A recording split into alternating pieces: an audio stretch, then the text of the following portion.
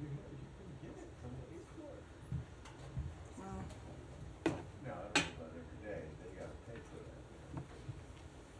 They get that pamphlet, and you could probably say, here's a couple of bucks, give me a couple of cases.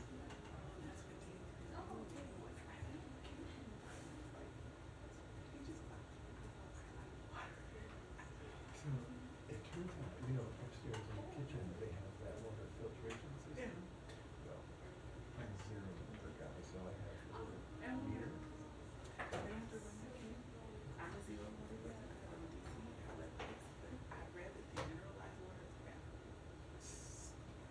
Well, kitchen wires elsewhere. I'm not getting from same pipes.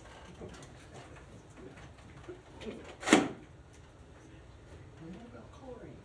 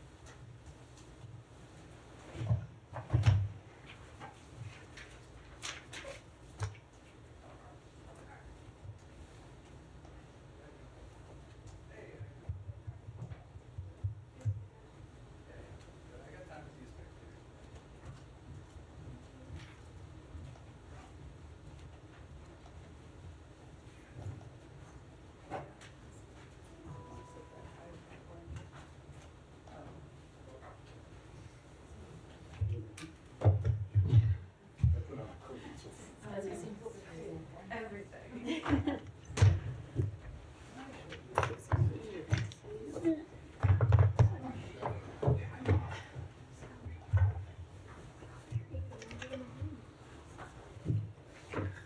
It was a productive time.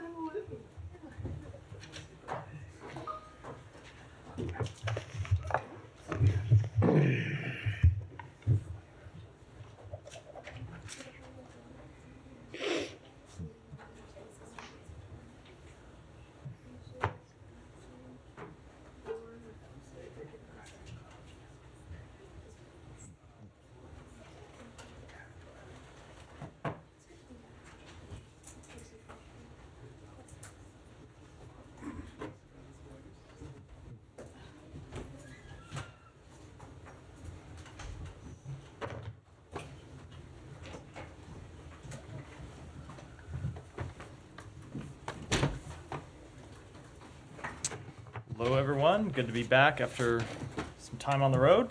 I'm going to start with some comments on the announcement from the prosecutor at the ICC today. As the Secretary said in a statement a short time ago, the United States fundamentally rejects the announcement today from the prosecutor of the International Criminal Court that he is applying for arrest warrants for senior Israeli officials together with warrants for Hamas terrorists. There should be no equivalence between Israel and Hamas. None. Hamas is a brutal terrorist organization that carried out the worst massacre of Jews since the Holocaust, and is still holding dozens of innocent people hostage, including Americans. Furthermore, the United States has been clear since well before the current conflict that the ICC has no jurisdiction over this matter. The ICC was established by its state parties as a court of limited jurisdiction. These limits are rooted in principles of complementarity, which do not appear to have been applied here, amid the prosecutor's rush to seek these arrest warrants, rather than allowing the Israeli legal system a full and timely opportunity to proceed. In other situations, the prosecutor deferred to national investigations and worked with states to allow them time to investigate. The prosecutor did not afford the same opportunity to Israel in this case, which has ongoing investigations into allegations against its personnel. There are also deeply troubling process questions. Despite not being a member of the court, Israel was prepared to cooperate with the prosecutor and had made that clear. In fact, the prosecutor himself was scheduled to visit Israel as early as next week to discuss the investigation and hear from the Israeli government. The prosecutor's staff was supposed to land in Israel today to coordinate the visit, and instead, Israel was informed that the prosecutor's staff didn't get on their flight around the same time that the prosecutor himself went on television to announce these charges. These circumstances call into question the legitimacy and credibility of this investigation. Finally, this decision does nothing to help and could jeopardize ongoing efforts to reach a ceasefire agreement that would get hostages out of Gaza and surge humanitarian assistance in. Those are the goals that the United States is pursuing and will continue to pursue despite these actions by the ICC prosecutor. And with that, Matt. That's it? Nothing else? That's it. Okay. All right. Well, let's start with that since you started with that. Just very briefly, you said that the actions, the announcement on television and cancellation of the flights of the staff call into question the legitimacy and credibility of the investigation. Do they call those into question for the entire court? We are just referring to the actions the prosecutor has taken today. The entire court hasn't acted. The prosecutor has taken this initial action. We're going to see what the next step is. But certainly it calls into question the investigation that he has conducted and the action he has taken when you see him short-circuit a process that was underway to gather facts, which is what you expect any prosecutor, any investigator to do when they're considering pursuing such a case. Okay. And so are you going to do anything about this, or are you going to wait until the judges actually either approve or deny the applications? I don't have any announcements to make today. Obviously, we've made clear that we reject this action by the prosecutor. We're reviewing his initial statement, and I don't have anything further to announce. Okay. And then, but I'll let someone else go. Any, Okay. Said? Sure. Yeah. You said that this could jeopardize efforts for a ceasefire.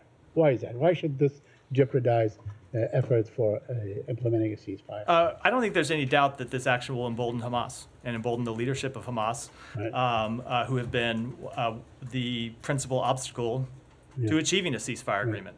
So, Hamas a couple of weeks ago basically agreed to the American points for a ceasefire. It's not accurate, Said. That's not accurate, Said. Okay. So let me ask you just one more question. There are many others that would like to ask many other questions. Let me ask you about Rafah. According to the UN, we have 900,000 people flee Rafah. So they just fled. So you were saying all along that unless Israel has a plan to relocate 1.4 million people, you are not going to agree to it. But obviously, this assault is, full-fledged now. They are in the center of Rafah, as we understand it. 900,000 people, which is, almost 1 million people, that is, so have already fled. So what is the United States going to do about this, and how does it view it? Is this, in your view, I thought you had a question there, but then when you kept going. Yeah, so, go ahead. so no question? with respect to how we view it, so we made clear that we oppose a major military operation in Rafah. We don't think that would be productive to Israel's security, either in the short term or the long term, and we think it would have a dramatic impact on the lives of the Palestinian people there and on the ability to get humanitarian assistance in. We have not yet seen Israel launch a major operation. It's something that we are not only watching very closely, but we are in close communication with them about. That said, we do have great concerns about the ability to care for all of the people who have been evacuated, and some who have chosen to leave themselves, even if they're not in the areas where Israel has ordered people to leave. We have great concerns about the ability to get them food, water, medicine, humanitarian assistance, shelter, sanitation. And so we are working with the humanitarian community, our international partners, on that question. But we are also engaged in conversations with the government of Israel about this. The National Security Advisor to the President was in Israel this week, meeting with the Israeli government. I will leave it to the White House to speak to those meetings largely, but it is our goal to try to prevent a major operation that would have such a deleterious humanitarian impact. Okay, and my final one on the issue of the crossing at Rafah. I mean, we have not seen any aid trucks go through for a number of days now, through Rafah and Karm Abu Salim. So how are you getting, you said that you're getting the aid through to those that have been forced to flee Rafah. How are you getting it through? So first of all, you're right that Rafah is not open. Aid has been going in through Kerem Shalom. There have been some days when the aid has been in the form of commercial trucks, not humanitarian assistance, but it's still food and water that's going into Gaza, getting to people who need it. Of course, we've just opened the maritime route in the last few days, which will allow the increased humanitarian assistance, and there has been aid going in through the north. That said, we want to see Rafah open as well, and we have been engaged in discussions with our Israeli counterparts and with our Egyptian counterparts about how to effectuate that, and it remains a top priority for us. Is it likely to open in the next day or so? What's that? Is it likely to open? I'm just not. Said I never make predictions. Sorry, I was kind of momentarily stunned by your original answer, so I forgot my question, but these will be brief. So are you okay then with the application for arrest warrants against Hamas? We do not believe that they have jurisdiction over either of the parties of this So conflict, you don't think and that includes Hamas. You don't think that Hamas leaders should be prosecuted? We absolutely believe that Hamas should be held accountable. That could be held hold on. accountable. Let me finish. That could be either through the prosecution of the war effort by Israel. It could be in other words, being killed. It could be by being killed. It could be by being brought to justice in an Israeli court. We do not believe the ICC has jurisdiction over either of the parties in this case because the Palestinian people do not represent a state. And that includes the leaders of Hamas. But obviously the administration is also troubled by actions that Israel has taken post-October 7th. So where is the accountability for that? Where do the Palestinians go? This is a question I asked Ned a long time ago, over and over and over again. Where do the Palestinians go to seek redress? So let me answer this a couple of different ways. First of all, in the short term, with respect to questions of war crimes, Israel does have open investigations, a number of open investigations. We made this public when we released our report on National Security Memo 20, including some investigations that have become criminal investigations into conduct by members of the IDF. That is the first instance for judging whether someone has committed a war crime or a violation of IDF code of conduct. That's one of the reasons why we have concerns about the ICC. The ICC is set up to be a court of last resort. If a country isn't properly holding itself and its personnel accountable, that's when the ICC comes in, not in the middle of the process as they have done here. That said, ultimately, and you know this, Matt, and because we've spoken about it a lot, we believe that there should be the establishment of an independent Palestinian state. And an independent Palestinian state would have the ability to join the Rome Statute and become a member of the International Criminal Court, as every state in the world has the right to do. But that is not. So where do they go in the meantime? They are not SOL. I said, first of all, Israel has its own investigations. Second, we have accountability mechanisms here. We have processes that are ongoing to look at Israel's compliance with international humanitarian law. So there are places to look at these questions. It's just, in our view, fundamentally not a role of the ICC. And I should say, but remember, we have a jurisdictional complaint here in that we don't believe the ICC has jurisdiction. But if you looked at the statement the Secretary made that I echoed in my opening remarks, that isn't our only problem with the action the prosecutor has taken. We also have a problem that he has short-circuited an investigation and brought this action without waiting to see where these Israeli investigations end up, without completing the trip that he had planned to come to Israel to look into these questions. So it's not just a question of jurisdiction, it's also a question of the way the investigation is being conducted. So let's just focus on jurisdiction for a second. Who does have jurisdiction here? So the government of Israel has jurisdiction over we the have, occupied We territory, have jurisdiction. over Gaza, which is not entirely They occupied. have jurisdiction into looking at the actions Okay, by their so the military personnel. Palestinians, if they have a complaint, they have to bring it to Israeli courts. We have jurisdiction, and we You have with the jurisdiction? use of our equipment. I'm sorry. With the, How do you have with the jurisdiction? use of our military equipment Matt, that we have provided? How do you have If jurisdiction? you look at the Leahy law, if you look No, at that's not jurisdiction in a criminal process. That's not in the jurisdiction criminal over- process, but it has to do with the determinations that we make and the policies that flow but from that's it. not So, but jurisdiction. Matt, long term, you were right that we You want used to work for DOJ, Matt. You were, Come on. you- There's no it is- U.S. it does is not have jurisdiction There are here. different. I wasn't referring to criminal jurisdiction, Matt. There are different ways to look at this. Long term, we agree with you that the Palestinian people should be a state that has and have the ability to make these determinations. But that's not where we are today. That's where we're trying to get to. You were fine with the ICC going after. Go ahead, Humera. Time flies. Matt, what about the merits of the arrest warrant? You pushed back on the jurisdiction and the process. Does the United States, is it able to challenge the substance of the arrest warrant? I mean, some of the things that the prosecutor says, evidence his office collected showed Israel has systematically deprived civilians of objects indispensable to human survival, including restricting food, water, medicine, and energy. Is the State Department able to challenge the arrest warrant application on those bases? I'm not going to speak to all the details of the prosecutor's arrest warrant because there will be a process for getting into that at the ICC, and people will be able to challenge that. But I'll say we have spoken to the provision of humanitarian assistance, for example, recently when we issued the report on NSM 20, where we laid out where we have seen Israel not taking all the steps that we thought they ought to take, but we saw an improvement and a turnaround and an increase in the ability to get humanitarian assistance in.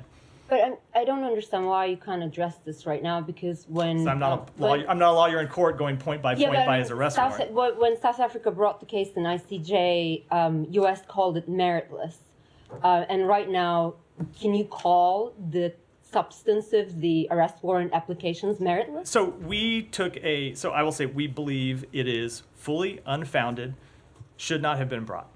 Now, with respect to the underlying allegations, we'll have time to look at that. There's an arrest warrant that was issued today. We'll have the time to look at it, to digest it, and perhaps issue a more complete response. But as I said, we shouldn't be where we are today because there are processes ongoing to look at some of these questions that we think should have been allowed to play out. And as I said, when you look at the fact that the prosecutor was scheduled to go to Israel and his staff was scheduled to go there today, we were puzzled to understand why he would yank those trips and go on television to make an announcement, something that also is very strange. As Matt pointed out, I used to work at DOJ. It's not usually how prosecutors announce their.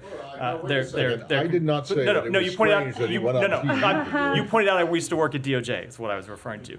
It's a strange thing for a prosecutor to make an initial arrest announcement on television, not in a formal document. So we look at all these circumstances and have real concerns about it. Right. In terms of accountability, though. Sorry to put words in your mouth. I think Well, it was the fine, the part that I meant I was attesting Are to you was what telling followed, me not that Eric Holder never did a TV interview?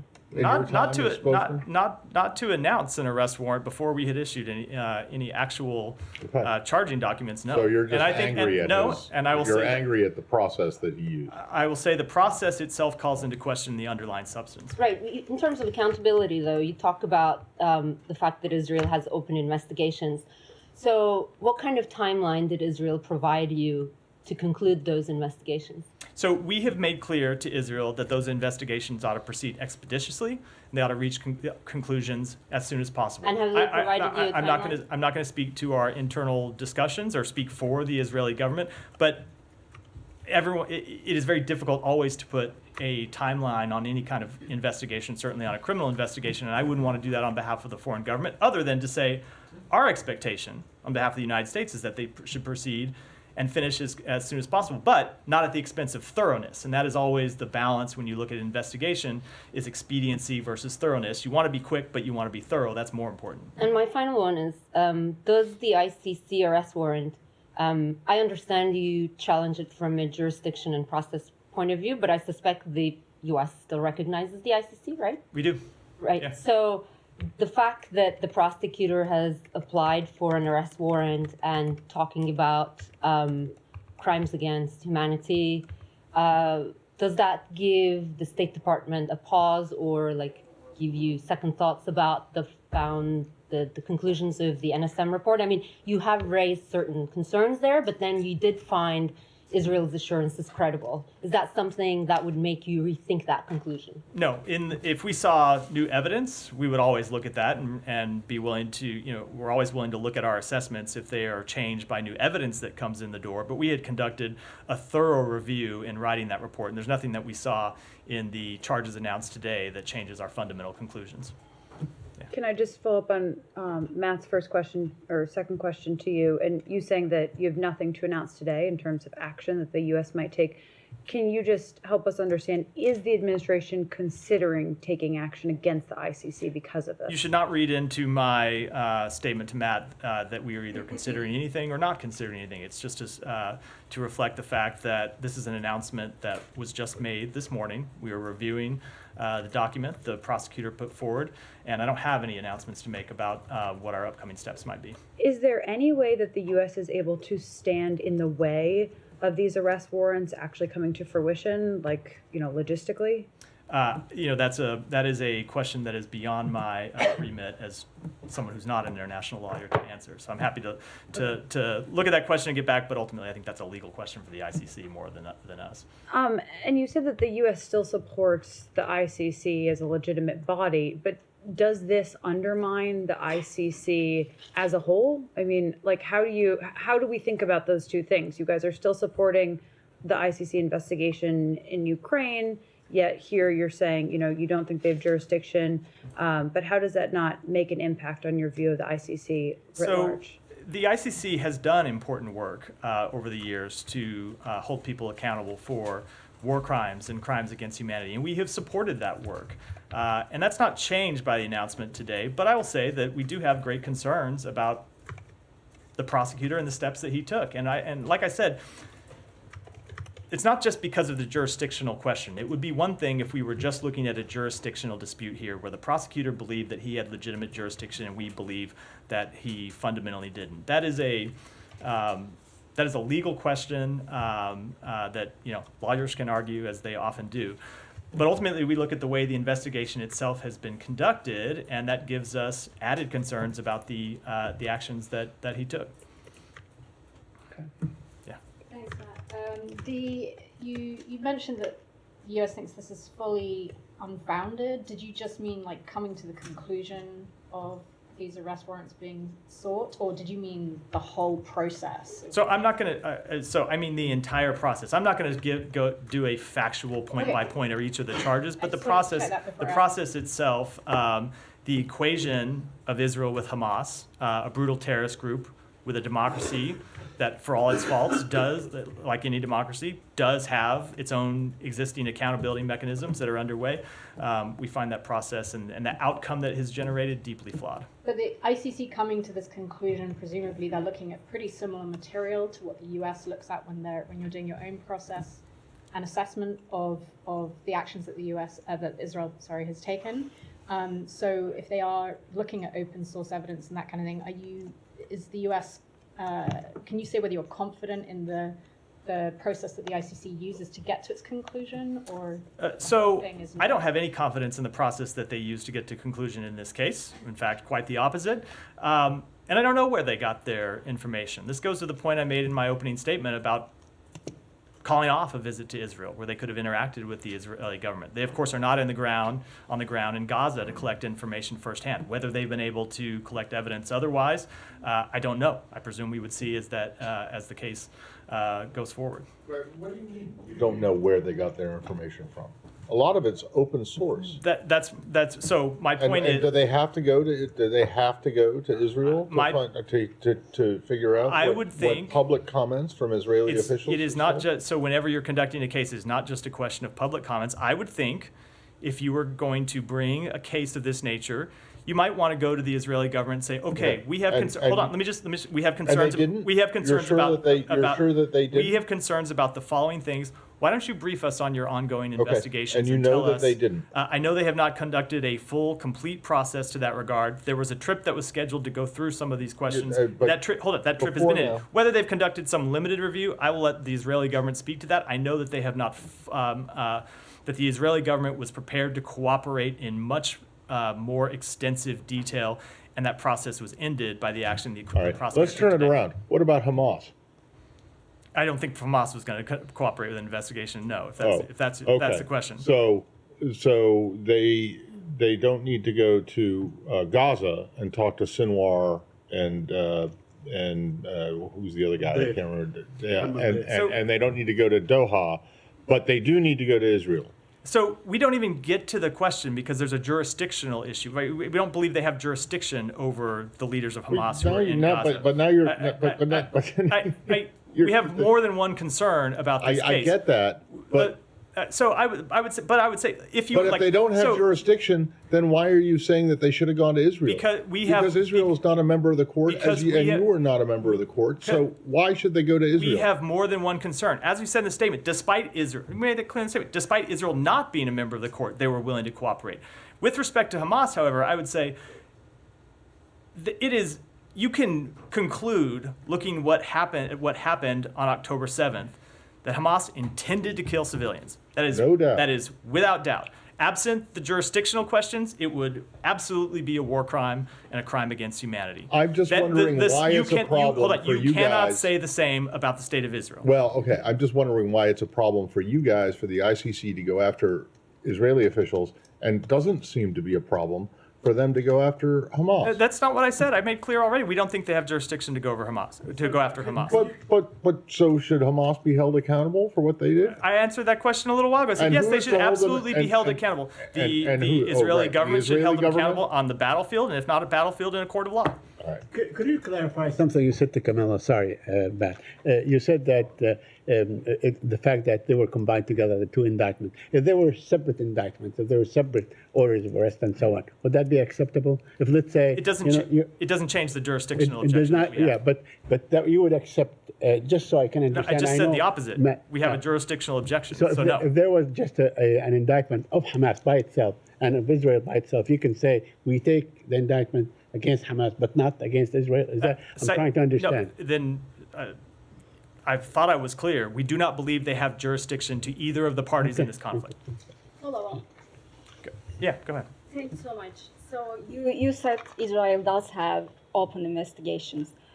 Are you satisfied with the way Israel conducts these investigations? I'm not ready to offer an assessment on that at this point because the investigations are ongoing. I think it's appropriate to wait for their conclusion. If there are investigations that conclude that we don't think have been conducted appropriately, and we don't think there has been justice when there ought to be justice, and we have the ability to make that assessment ourselves, we will absolutely stand up and say it, but the investigations are ongoing right now. We can't offer that kind of conclusion at this point. Will there be any consequences if you are not satisfied? That gets into a hypothetical that's several steps down the road. We haven't even gotten to the point of that sort of finding yet, so I'm not going to engage with that. Just one more on this. In accusations, the ICC accuses Netanyahu and Gallant of causing extermination, starvation of civilians as a method of war, deliberately targeting civilians. Do you think those things are not happening in Gaza?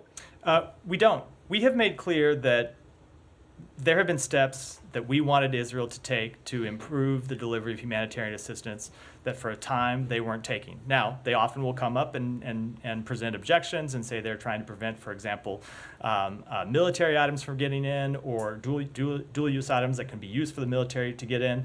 They will say that they have restricted movements in certain areas because it is an area where the military is operating. They don't want to put humanitarian actors at harm's way. Whatever the case may be, there have been a number of times we've made clear that their actions weren't good enough and we needed to see improvements. And you've heard the president say that, you've heard the secretary say that, and more importantly, you've seen the president and the secretary get involved to bring about a change in behavior on behalf of the Israeli government, and we've seen that change. So the fundamental bottom line reality is that we have seen food get in, water get in, medicine get in, not enough, but we have seen a trend line where it is improved. Are you satisfied with the amount of humanitarian aid getting into Gaza? We have seen an improvement, but until people in Gaza are not hungry, until they have enough to eat, enough to drink, medicine, shelter, we will not be satisfied, and we won't stop pushing for more. Absolutely.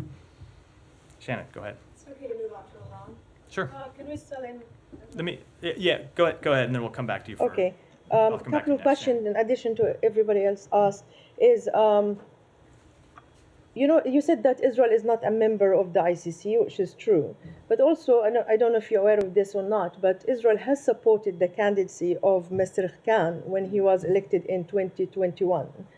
And they wanted him to be there. So the fact that they actually endorse him, they know there are some consequences. Otherwise, they won't bother in the first place. So this is just to, I don't know, to agree, it doesn't change the underlying change jurisdictional anything. question. Okay, so my question is, lawmakers agreed with you. They said the same. They repeated the same statement they issued in the White House. But they went further, and they said actually the decision is anti-Semitic. Do you agree that this decision is anti-Semitic as well? That's not an assessment that we have made or a conclusion we have drawn. Okay, and one last thing is, on the issue itself, many international lawyers, very well known, different background, they said they found a reasonable ground that actually Israel has committed crime against humanity and war crimes. Does the State Department lawyers have a different conclusion, or you have not reached this conclusion, or they disagree with them? What exactly the difference between the lawyers who work at the State Department and international lawyers who found different conclusion? So let me try to separate the ICC and answer this in two ways. One, when it comes to the ICC, we have a jurisdictional issue, and then we have an issue with how this investigation was conducted. But to answer your underlying question about making that sort of determination, it is a question that we are looking at here. We have ongoing processes to look at Israel's use of U.S.-provided weapons, and those processes are ongoing. We have not yet reached final determinations. Shannon, go ahead now. I know you extended official condolences of the U.S. For the death of Iran's president and foreign minister over the weekend. The U.S. also participated in a moment of silence for President Raisi at the UN Security Council, and it sparked some controversy on Twitter. Does the State Department view that as appropriate, taking part in that kind of observance? Let me say a few things. One, we have been quite clear that Ebrahim Raisi was a brutal participant in the repression of the Iranian people for nearly 4 decades. He was involved in numerous horrific human rights abuses, including playing a key role in the extrajudicial killing of thousands of political prisoners in 1988. Some of the worst human rights abuses occurred during his tenure as president, especially the human rights abuses against the women and girls of Iran. That said, we regret any loss of life. We don't want to see anyone die in a helicopter crash. But that doesn't change the reality of his record, both as a judge and as the president of Iran, the fact that he has blood on his hands.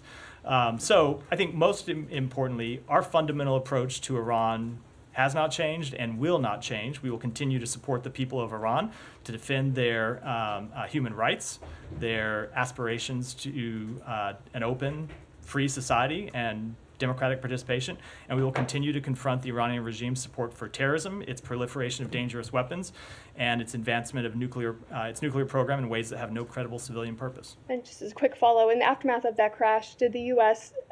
help in recovery efforts in any way, or was it asked to assist? We were asked for assistance by the Iranian government. We did make clear to them that we would offer assistance, as we would do in response to any request by a foreign government in this sort of situation, and ultimately we're not able to provide that assistance. We were asked. Where? I'm not going to get into the details, but we were asked by the Iranian government for assistance. We said that we would be willing to assist. It's something that we would do with respect to any government in this situation. Ultimately, largely for logistical reasons, we weren't able to provide that assistance. All right, and then can I just ask you about the state? What exactly is official condolences? It's a condolences on behalf of the United States government. Well, then why doesn't it say that? This is like, official condolences means absolutely nothing, and I'm not even sure why you're offering condolences if this guy was as bad as you say he was. Look, why? I mean, because we regret any loss of life. We don't want to see people die in helicopter crashes. It doesn't change our view of him, our view of the regime. There but is not one person that you can think of that the United States didn't want to see in an air accident. There were people on board that aircraft who have families. We thought that's an appropriate step to take. It's the step the United States government has taken when any number of foreign leaders with whom we had vehement disagreements have died. But we also made clear in that statement that we continue to support the Iranian people in their fundamental struggle for freedom. Really, well, I would just point out to you that when one of the former presidents of Cuba died, this would be Fidel Castro, one of your predecessors, did not offer any condolences. And basically said good riddance. So I will. And if you really think that Raisi was as bad as what you have laid out at the beginning, I'm just a little bit curious as to why you would put a statement out, no matter how short it is, but with the line official condolences in it. I don't get it. As long as we're addressing the historical record, the United States offered condolences when Hugo Chavez died, when Joseph Stalin died, people with whom we had great disagreements. Yes. Stalin was also an ally of the United States all through, and we talked about this earlier, all through World War II. He did not die during World War II. He died afterwards when our disagreements with him were quite clear and quite plain and quite well articulated by the United States government. It is a step that the United States takes, recognizing that people have families, and in no way at all, undermining our fundamental view of the Iranian regime and its crimes against its own people and our support for the Iranian people. Go ahead. Yeah, Geeta, go ahead. Thank you. I think Matt's, well, he did make it clear that his point is on the word official. You mentioned a few condolences that you sent to other countries, but you did not use this word official.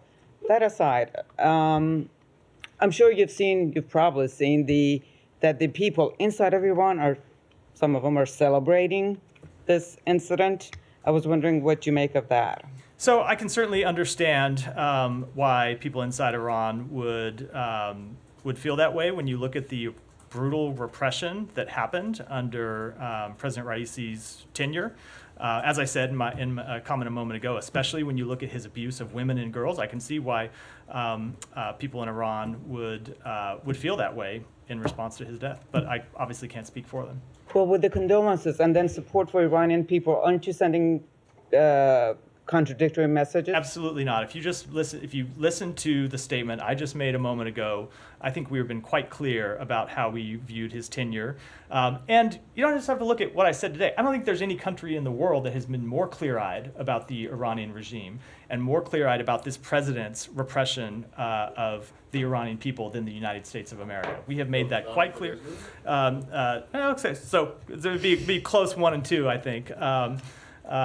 We have been quite clear, and that has not just been with the words that you have heard from the senior-most leaders in our government, but has been the actions that we have taken, including imposing more than 500 sanctions on the Iranian government and Iranian entities for their destabilizing actions in the region and for the repression of their own people.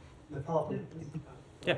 What is the U.S. government's official message to those Iranians who have been killed, murdered, attacked, wounded by this guy? The official message is that we stand with them as we have stood by them, and our policy of holding the Iranian regime responsible for those abuses has not changed and will not change, period. And more broadly, can you tell us anything about the origin of the crash, its outcome, and also potential implications for the wider region, please?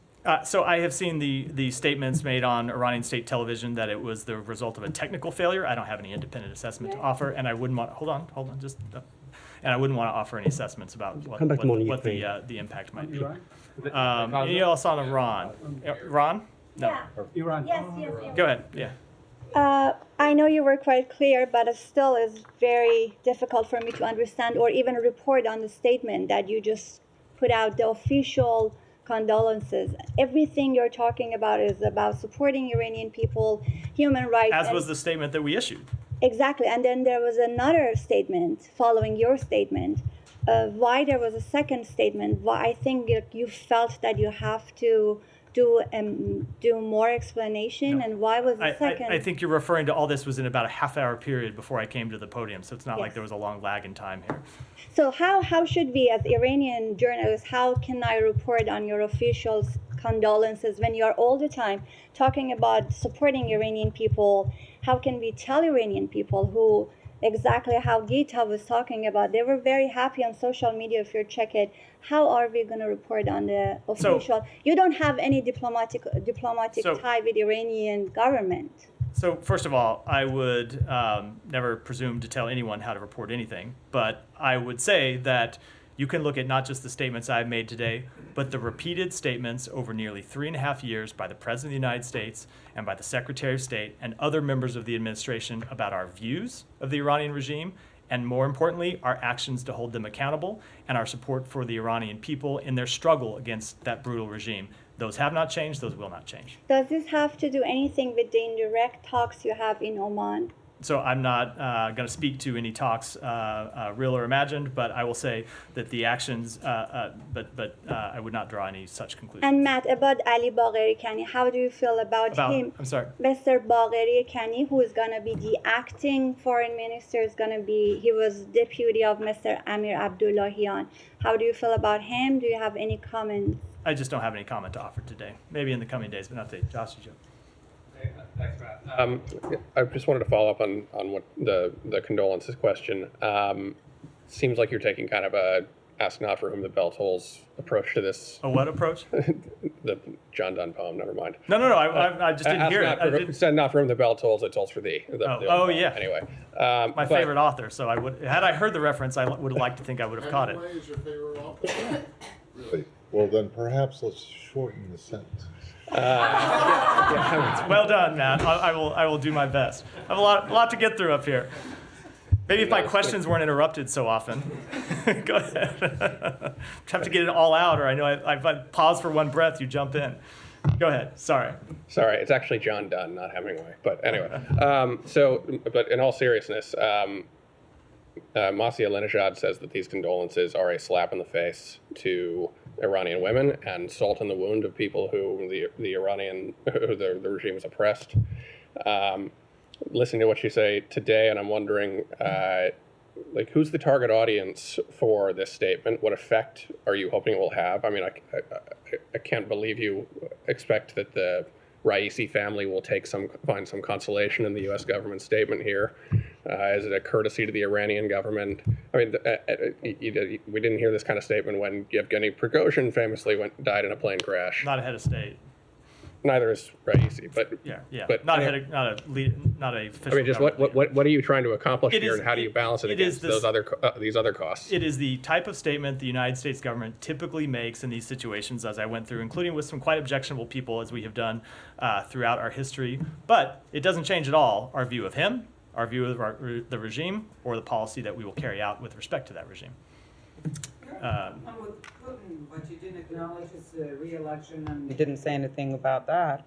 But now you're expressing official different circumstances. Can I just get you to be a little more detailed on the I'm not trying to jam you up here. I'm just wondering, what are you trying to accomplish by saying this gesture? We thought it was supposed to have is it supposed to have some sort of humanitarian effect on the families of the people who died? Is it a diplomatic thing that you hope will be reciprocated? Just talk us through. It has nothing to do with hopes of anything that will transpire. It is the appropriate step, we think, for the United States government to take in this instance, while also being very clear about what our policy is and what our view is of the Iranian regime. Humera. Just on this help that you said Iran has sought from U.S., this was, just to confirm, it's pretty incredible. This was in the aftermath of the crash, and they needed help with the rescue efforts? It was in the aftermath of the crash. They did offer or ask for assistance. I'm not going to get into what the details of that is. To find find president. I'm just not going to get into the details. That is essentially right. I'm not going to get into details from here. Ultimately, we weren't able to offer that assistance. Can you say through the usual indirect channels? I'm not going to get into the channels at all. Did you suggest Turkey instead? I'm just not going to get into those conversations. Regarding those reports that there were celebrations in Iran from opposition groups following the death, there are also, according to the BBC, been reports of supporters of the regime threatening those celebrators, telling them that there would be consequences if they came forward. Does the United States have any opinion on that or words to Iran on that? So one of the points we made in the statement that we put out, the short 2-sentence statement, was Iran will be selecting a new president right now. And as they go through that process, we will be supporting the Iranian people's ability to express their fundamental freedoms. Now, we have seen those freedoms cracked down on again and again. And it's not just the freedom to exercise their vote, it's their freedom of speech. It's other fundamental freedoms. And so I'm not surprised that you've seen an initial reaction in that light. we will look at this the same way we have looked at past instances of crackdowns by the regime or by allies of the regime to the Iranian people exercising their fundamental rights. And if there are steps that are appropriate for us to take to hold people accountable for those actions, we will not hesitate to do so. Is there any concern on the part of the U.S. that this could affect regional stability in a region that already is hanging on a knife's edge? Look, I'm not going to offer any assessment about something that just happened 24 hours ago, but in this region, we are always concerned about anything that could cause instability. It's why you've seen the Secretary and other members of the administration so engaged since October 7th to try to keep the conflict in Gaza from escalating further and spiraling out of control. And that will continue to be our overriding policy goal, not connected necessarily to this death, but for its own sake. All right, any more on this topic? Go ahead. Thank you, Matt. Do you have any reactions and comments on the former Iranian Foreign Minister Mohammad Javad Zarifi, as he said that it claims that the U.S. is one of the main responsible for the Iranian president helicopter crash due to the sanctions? So first of all, we are not going to apologize for our sanctions regime at all. The Iranian government has used its aircraft to transport equipment to support terrorism. So we will continue to fully enforce our sanctions regime, including our sanctions regimes on aircraft for use by the Iranian government. Ultimately, it's the Iranian government that is responsible for the decision to fly a 45-year-old helicopter in what was described as poor weather conditions, not any other actor. And then, do you confirm or reject the indirect talks with Iran in Oman? I'm just not going to speak to those at all. We have long made clear that we have the ability to send Iran messages when it's in our interest to do so, but I'm not going to comment on those in any way. Okay. Janet, go ahead. Thank you, Matt. Two questions. North Korea launched several ballistic missiles into the East Coast last weekend. This was done right after Putin and Xi Jinping announced their support for North Korea at the summit. Do you assess that North Korea, China, and Russia will deepen their solidarity? So with respect to that missile launch, the Pentagon put out a statement on that this weekend, and I would refer to you that. But when it comes to the cooperation between Russia and North Korea, we have made clear that's a trend that should be a great concern of anyone who is interested in maintaining peace and stability on the Korean Peninsula. That should include the PRC. It's one of the points the Secretary made clear in our last trip to Beijing, as he has in his other interactions with his Chinese counterparts, that we think that's something that should concern China as well, and China should use its influence to push back on that increasing cooperation between the two regimes. It's not a decision they've made to do so as of yet. But the role of the UN Security Council is weakening. So how can we sanction North Korea's continued violations? So we have been concerned that the Security Council has not spoken with one voice since 2017 on the DPRK's repeated violation of UN Security Council resolutions. Because there's not been unity, the DPRK has escalated its ballistic missile launches, each one of which violates multiple UN Security Council resolutions. And we urge Beijing and Moscow to use their influence to encourage DPRK to refrain from that behavior and return to the negotiating table. Thank you. Ryan. So back on the question of jurisdiction with the international community, you said that because the Palestinians are not a state actor, they don't have jurisdiction over their side. But back in 2014, I just Googled this one up. Jen Psaki was up here, your colleague. The statement was, today the ICC convicted Jermaine Katanga, the commander of the FRPI militia, for his responsibility for war crimes and crimes against humanity. The ICC's DRC cases represent a significant step toward delivering justice for victims in the DRC.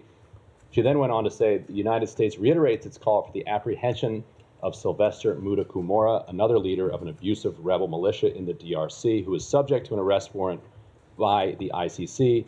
The Department of State continues to offer a reward of up to $5 million for information leading to his arrest. So, at least in 2014, it was the position of the administration that you could even put out a reward for the arrest of somebody that would then go to the ICC and would have jurisdiction. So why does it not, that apply to the current conflict? So we have supported the work of the ICC in previous cases. I can't speak to this case because I don't know the fundamentals of it. I don't know the jurisdictional questions. Ultimately, the main way that the ICC has jurisdiction is if one of the two state parties to a case is a signatory to the Rome Statute and comes in under the ICC's jurisdiction. That is not the case here. You have Israel, who of course is not a signatory to the ICC. The Palestinians, who do not represent a state at this time, and so in our view cannot sign the Rome Statute and come under the ICC's jurisdiction. I can't speak to other cases. I'd have to look into it in more detail. And one quick follow-up to what Saeed had asked about whether or not the U.S. had approved the deal that Hamas said it agreed to. There's a lot of reporting in the region that CIA Director Burns was involved in that, had approved. Are you saying that is that not the case? What was Burns' involvement there? So I'm not going to speak to any of the reporting because I know I will just say because there has been reporting all over the map on this question. Some of it right, some of it partially right, some of it completely wrong. I will say that the reporting that Hamas had accepted a proposal that we put on the table was not accurate. They had sent back a response that accepted some of it but offered amendments. Some of those amendments are significant in nature, and they claimed at the time they had accepted the response. That's not what, or accepted the proposal. That's not what had actually happened. Just extremely briefly, it's not just the DRC that you guys have supported ICC investigations into or offered rewards. There was Uganda, the Lord's Resistance Army. There was a big push made and rewards offered for that. So I'm glad that you said that it's not just the DRC. But secondly, when you said that the ICC in this case, at least with Israel, didn't go to Israel to interview people, they also didn't go to Gaza or to Doha, correct? They will have to speak to that. I just don't know. And then in another case, I know they didn't go. I know they didn't go to Gaza. Whether they went to Doha. Okay. No. And then another case, another ICC case that you have supported, or an actual arrest warrant that was issued, not just applied for, but was issued in terms of Russia, Ukraine.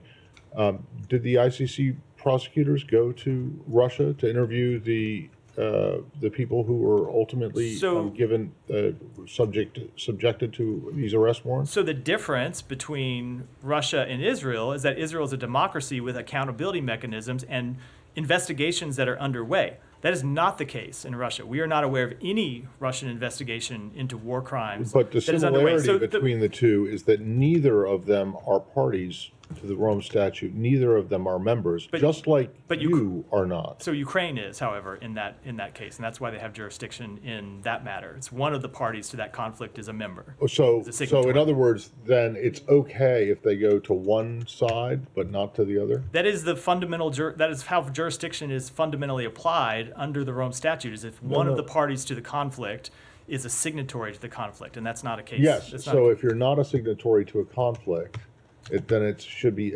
Then apparently it's okay if they don't. The prosecution doesn't go to that country. So in this case, Russia. So it is not. And then this current case, Israel, which is not a signatory to it, but you don't have a problem with it where they didn't go to Russia. There's a fundamental. You have a problem with it when there is a fundamental difference here, and is that Israel said they were going to cooperate with the investigation. Russia did not. That's why the trip was to Israel was so important. Israel said they were going to cooperate with the investigation, talk to them about the charges that they were preparing to bring, and the ICC short-circuited that cooperation by bringing these charges. Russia was never for the going to last cooperate. month. Israeli officials have been going off about how horrible it would be and how awful it will be if the ICC comes forward with these arrest warrants, to the point where people in this government were like, "What are they getting so concerned about?"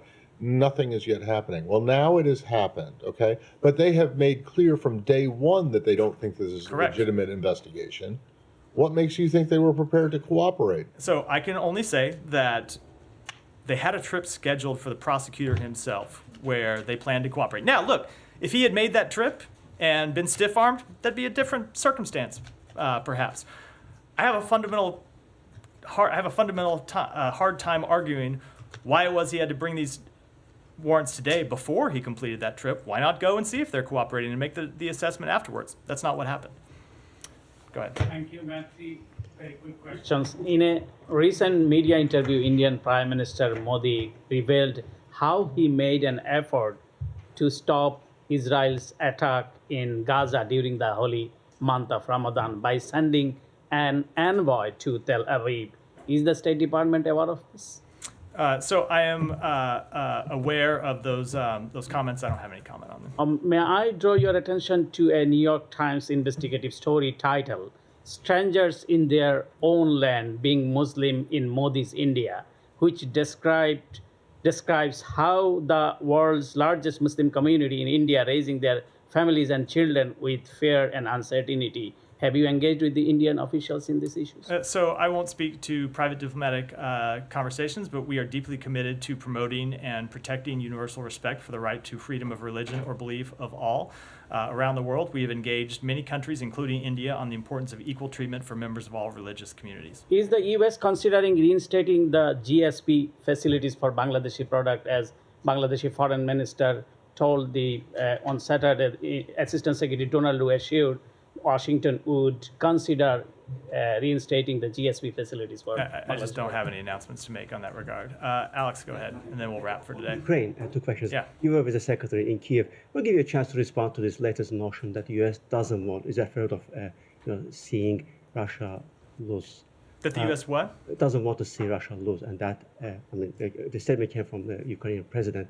Why wouldn't you want? The statement came from the Ukrainian president. I don't believe I saw a statement of that. The United States fundamentally wants Ukraine want to see Russia lose. So there are two parties in this conflict. One is Russia, the other is Ukraine. We fundamentally want to see Ukraine win this war, and have made that clear, including, I think, by providing them with billions of dollars in security assistance. You have also seen the secretary make an entire speech about the strategic failure that Russia has brought on self by launching this conflict. So I'm not sure what that just to be clear, you want to see Russia lose the war. We want to see Ukraine win, which by its very nature means Russia. Why can't you just say that we want to see? Look, so we would rather see Russia just end the war. So I'm not sure how we got into this semantic argument about this, but I think our position on who we want to see win this war and who we want to see lose it has been pretty clear for more than 2 years now. Thank you. I want to give you comments on former Deputy Secretary Tony Nuland's interview last night, in which he urged the administration to lift all the restrictions, including the use of weapons, inside Russia, in which he says actually Russia is a beneficiary of our hesitation. So I don't have any comment on that other than that our policy hasn't changed. Well, that will end for go. Two more completely different. Go ahead. Extremely brief. One on Congo. Do you know anything about these three Americans, one dead and two arrested, who were allegedly involved in this apparent coup attempt? So a few things about that. First of all, just as a policy statement, we condemn the armed attacks on the residence of National Assembly deputy and the National Palace, and denounce political violence in all forms, and we are extremely concerned by the reports of involvement by U.S. citizens. We are closely monitoring the situation, and we will cooperate with DRC authorities to the fullest extent possible to investigate with respect to involvement of U.S. citizens. So first of all, with respect to the individual who is deceased, we do not have any record of him being a United States citizen.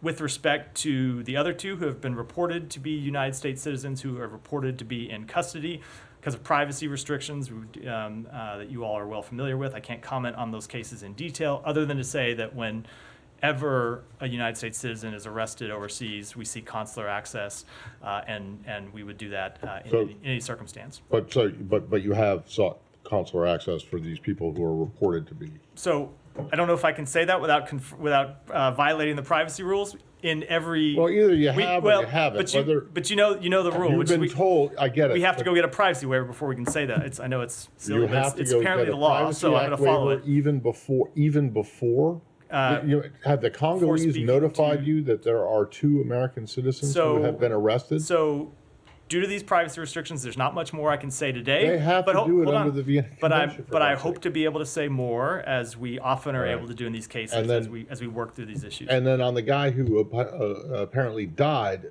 what do you mean you don't have any record of him being a U.S.? We don't have a record of him being a U.S. citizen. How about an LPR? So oftentimes that's harder to establish if someone's an LPR or not.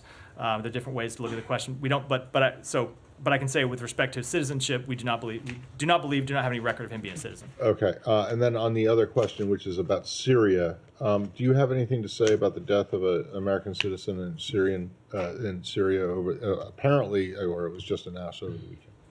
So first of all, we saw the statement the Kamal Ma's family put out over the weekend, and our hearts go out to them at this difficult time. I will just say that we have engaged extensively to try to bring Kamal Ma's home, and we remain committed to seeking a full accounting of his fate. With that, one more, yeah. And then clarify, he was never determined wrongfully detained. Can you say what status he was given, if anything? So he wasn't determined to be wrongfully detained. I don't have a full understanding of it. I know that some of it has to do with not being acknowledged by the Syrian government, and some of it has to do with a status that he had already been assigned before the Levinson Act passed. Some of this gets into bureaucratic questions, but it did not change our work to try to seek a full accounting for his status, and that work continues. So with that, we'll wrap for today. Thanks, everyone. Thank you.